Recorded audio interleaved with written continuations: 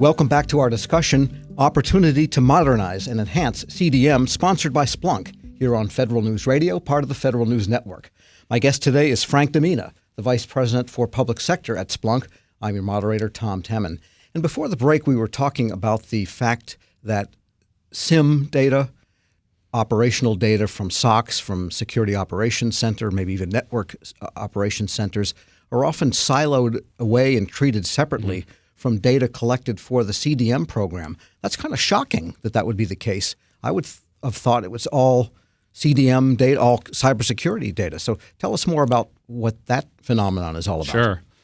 I think there's actually two different silos we may be talking about here.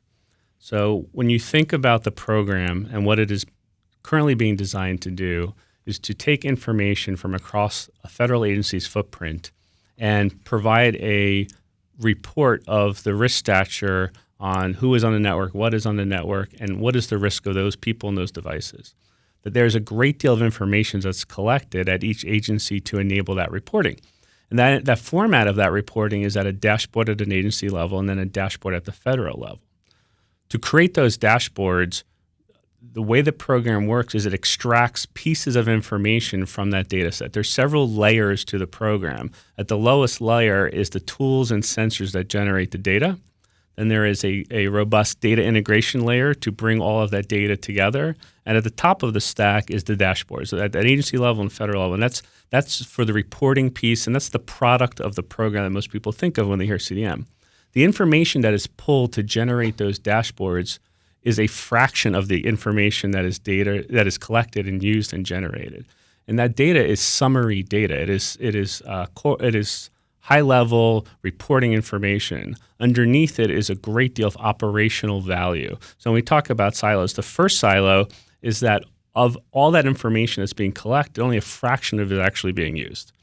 And the silo would be the other value, the operational value that is available to an agency. So even though that maybe 100% of the agency data is being collected, hypothetically, if 10 or 20% is used for that dashboard, what about all that untapped value left there in that data for the agency? By correlating with data they already collect from their existing cybersecurity tools, whether they have a SIM, whether they have firewalls, intrusion prevention systems, there's incredible opportunities to improve their cyber posture. Having real-time access to the data lets them respond to threats better, identify bad actors, and know who's attacking them and how they're being attacked. And that information currently is being mostly used for that compliance reporting function as opposed to that operational function I'm talking about. The second silo is at the DHS federal level.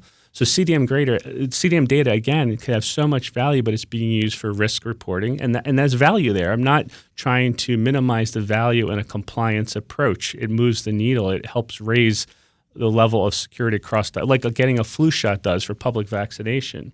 However, there's other sources of great cyber data at DHS. You have the Einstein program, for example. It tells us what's going on at the perimeter of our government agencies, while CDM gives us more of an internal look at that agency.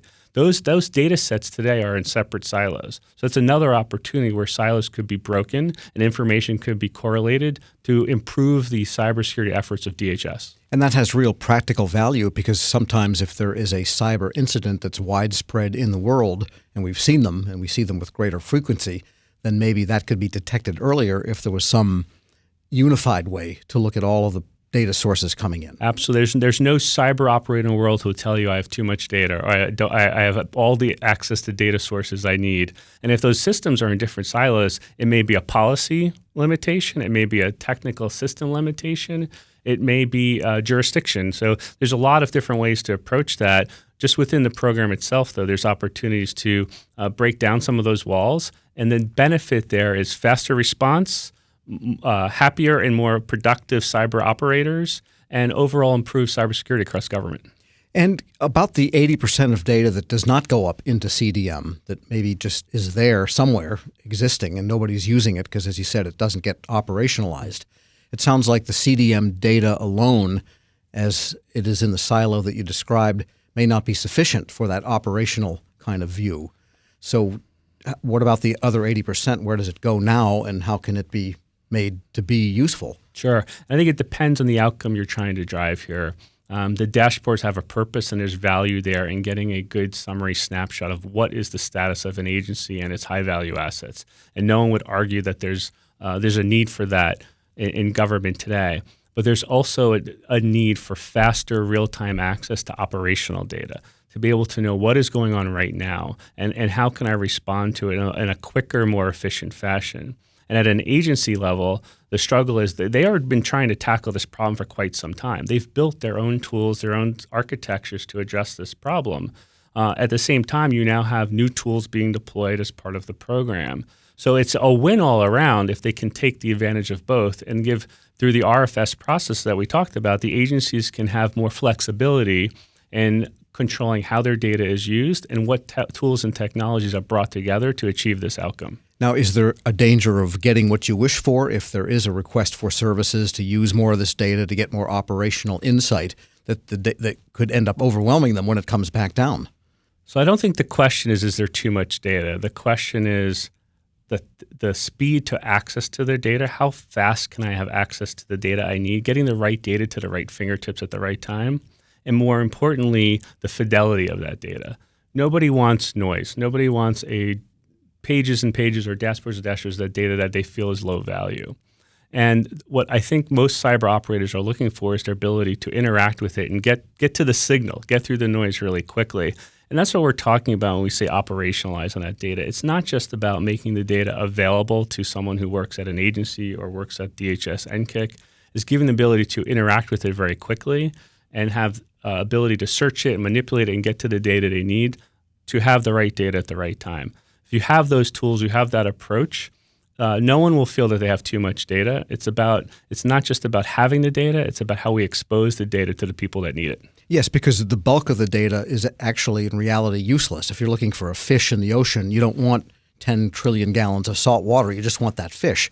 So that implies you need some kind of a tool overlaying all the other tools such that the data they're generating, that you can get to the data that's relevant. Sure. Yeah. 20 years ago, I worked where we talked about you're not just looking for a needle in a haystack. You're looking for a needle in a giant stack of needles.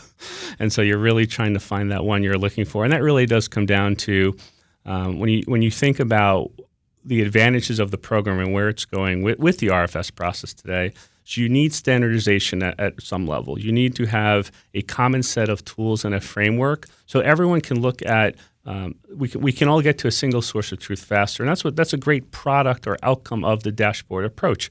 We can look at every agency and look at the program as a whole and know where our risk is today.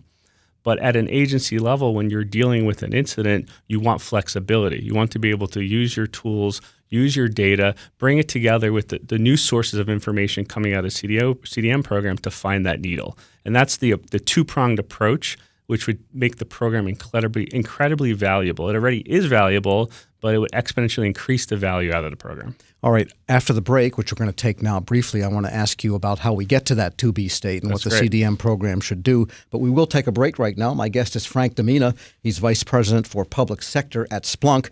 I'm your moderator, Tom Temin. This discussion is Opportunity to Modernize and Enhance CDM, sponsored by Splunk here on Federal News Radio, part of the Federal News Network.